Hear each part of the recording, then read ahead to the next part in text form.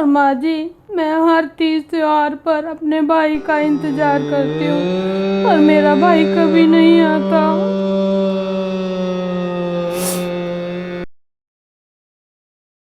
राम राम राम राम। जीजी, ओ जीजी, हाय सरला तू आजा। जीजी बैठ जा। जीजी मेरे पास बैठने का टाइम नहीं है, मैं तो ये सिंधारा देने आई हूँ। सिंधारा? हाय किसका सिंधारा? अरे जीजी बहू के पियर से तीज का सिंधारा आया था, मैंने सोचा जीजी को भी दिया हूँ। जीजी तुम्हें क्या बताऊँ, बहू का भाई इतना घेवर दे गया, इतना घेवर दे गया, गली मोहल्ले में सब में बांट दिया, बस आप ही रह रहे थे देने। लो आप भी ले लो। अच्छा ला दे। अरे भाई है ना तो थोड़ी देर बैठ कर जाइए, चाय पी कर जाइए। अरे बहू। हाँ जी माँ जी। अरे बेटा अपनी आंटी के लिए चाय बना ला। ना ना जीजी मैं चाय ना पी रही। अरे अभी तो पिछले मोहल्ले के है ना कई घर रह रहे हैं मेरे तीज का सिंधारा देने को, उनके घर दे के आऊंगी। यहाँ बैठ गई तो यहीं सारा दिन चला जाएगा मेरा। अब तो मैं जा रही हूँ, जल्दी में हूँ, फिर कभी आऊंगी अपनी जीजी के पास चाय पीने को। वैसे जीजी एक बात बताओ, आपकी बहू के पियर से नहीं आया तीज का सिंधारा?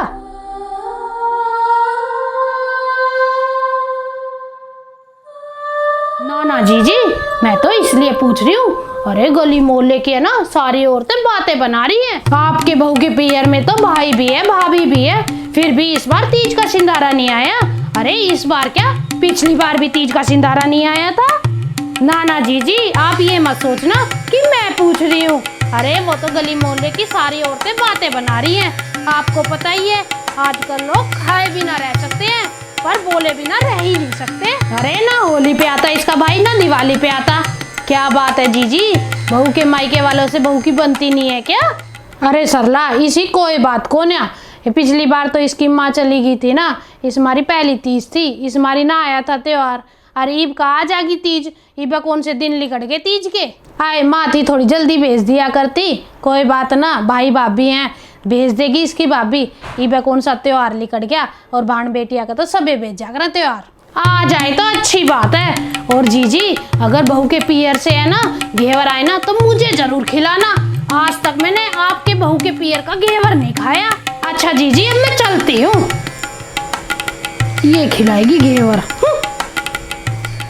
हाय बहू, बेटा देख कोथली की तो कोई बात ना, तेरा भाई कोथली देना आवे, सामान देना आवे चाहे ना आवे कोई बात ना, पर बहू तू मने एक बात बता बेटा, बेटा तेरी माँ के जाए पाछे तेरा भाई एक बार भी मिलन ना आया तेरे ते, और ना तू अपने पियर गई के बात बेटा हैं। पहला तो मैं नू सोचा करती कि तुम काम कुम में बिजी रहो ना, ये मारी तू भी ना जा पाई होगी और वो भी ना आ पाया होगा। ईब तो गाल की सारी लुगाई कम है कि थम बाण भाइया में सब कुछ ठीक तो सह। माँ जी कई बार रिश्तों में इतनी ज्यादा गलतफहमियां हो जाती हैं कि इंसान समझ ही नहीं पाता कि क्या सही है और क्या गलत है। माँ जी आपको पता ही है कि मेरे मम्मी पापा के पास जायदाद के नाम पर सिर्फ एक घर है, और पापा जी ने वो घर भी मेरे भाई के नाम पर कर दिया। और मेरी मम्मी के पास कुछ सोने चांदी के गहने थे, जिनमें माँ जी एक हार था जो मुझे बहुत अच्छा लगता था। तो माँ जी मैंने एक दिन मजाक मजाक में मम्मी से ये कह दिया था कि ये हार तो आप मुझे दे देना। और घर तो माँ जी पापा जी ने पहले ही भाई के नाम कर दिया था, और मम्मी है ना वो हार मुझे देना चाहती थी, लेकिन मुझे क्या पता था माँ जी वो इतनी छोटी सी बात घर में इतने बड़े क्लेश का कारण बन जाएगी। बस माँ जी मेरी भाभी को यही बात पसंद नहीं आई, और जब भी मैं अपने पियर जाती उनको ऐसा लगता कि मैं मम्मी का हार लेने के लिए आई हूँ, और मम्मी वो हार मुझे ना दे, इसलिए भाभी मेरे जाते ही पहले ही क्लेश करने लग जाती। और फिर क्या था माँ जी, धीरे धीरे भाई भी भाभी का साथ देने लगा और घर में क्लेश बढ़ता ही चला गया। इसीलिए माँ जी मैंने तो पियर जाना भी छोड़ दिया, और फिर मम्मी भी चली गई।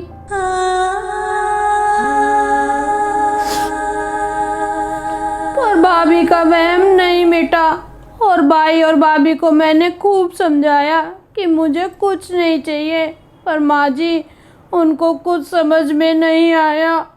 पहले तो भाई फिर भी फ़ोन कर लेता था, और लेकिन अब तो उसने भी फ़ोन करना छोड़ दिया, और जब मैं फ़ोन करती हूँ तो मेरा फ़ोन ना तो भाई उठाता है और ना ही भाभी उठाती है। और माँ जी, मैं हर तीज त्योहार पर अपने भाई का इंतज़ार करती हूँ और मेरा भाई कभी नहीं आता।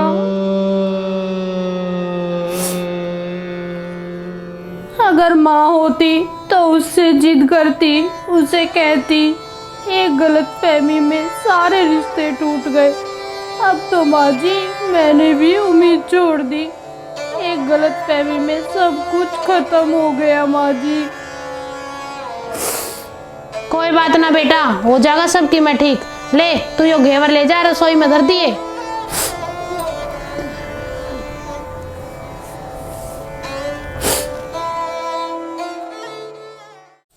अरे आज तो सारा काम पड़ा है, काम कर लेती हूँ पहले, फिर आराम करूंगी आराम से बैठ के। अरे आ रही हूँ, चैन नहीं है लोगों को भी। अरे मौसी जी आप, नमस्ते मौसी जी। नमस्ते बेटा नमस्ते। वैसे अचानक कैसे आना हुआ मौसी जी, सब ठीक तो है? हाँ बेटा सब ठीक है, बस थारे तो थोड़ी सी बात करनी थी। हाँ हाँ मौसी जी, आ जाओ बैठ जाओ। और सुनाओ मौसी जी, सब ठीक है? हाँ बेटा सब ठीक से। मैंने कहूँ तू अपने घरवाले ने भी बुला ले। वो तो मौसी जी ऑफिस गए हैं। अच्छा कोई बात ना बेटा। बेटा मैं तो नू कहूँ थी, तुम्हारे तो नाराज हो के। नहीं तो मौसी जी ऐसी तो कोई बात नहीं है ना, वह बात तो मैं नू कहूँ थी। थम अपनी आजकल ननद के घर ना आते, ना उससे मिलन आते, ना बाड़का ते मिलन आते। क्यों बेटा, क्यों नाराज हो के? जब हमारी समधन थी तो थम महीने में 2-3 बार आ जाया करते। अरे तो बेटा थमने आए साल भर सारा हो गया, थम अपनी ननद के घर एक बार भी ना आए हो, ना बाड़का ते मिलन आते। नहीं नहीं मौसी जी ऐसी तो कोई बात नहीं है।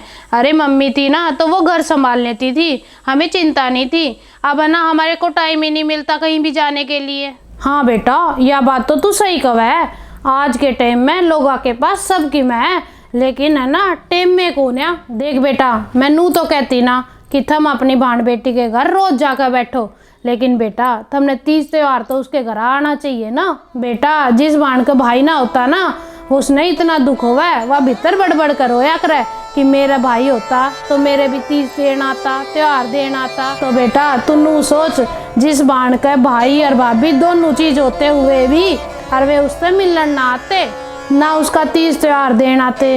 अरे उस भाण पे के बीते है, उसका के दुख हुआ है, कोई समझ भी नहीं सकता। बेटा मैं तो नुए कहूँगी, कई बार गलतफहमी इतनी ज्यादा हो जाया करें कि उससे रिश्ते भी टूट जाया करें।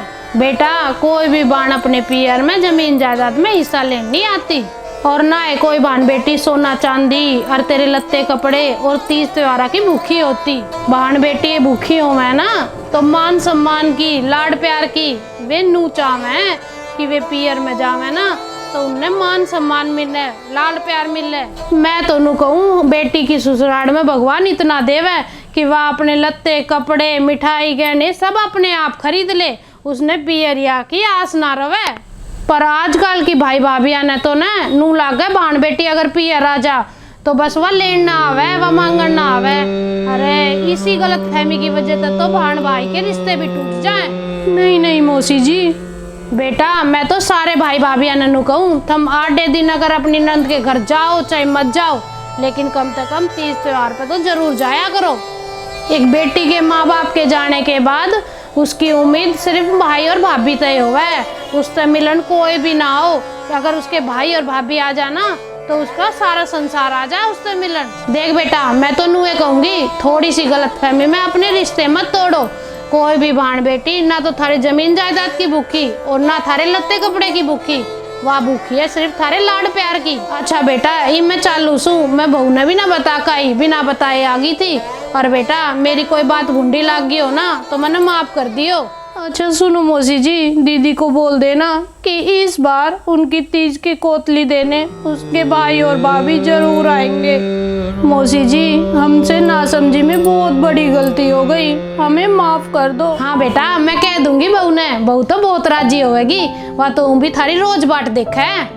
दोस्तों छोटी सी गलतफहमी रिश्तों में कड़वाहट पैदा कर देती है। हमारे रिश्तों में गलतफहमियां ना हो इसलिए हमें समय समय पर अपनों से बात कर लेनी चाहिए।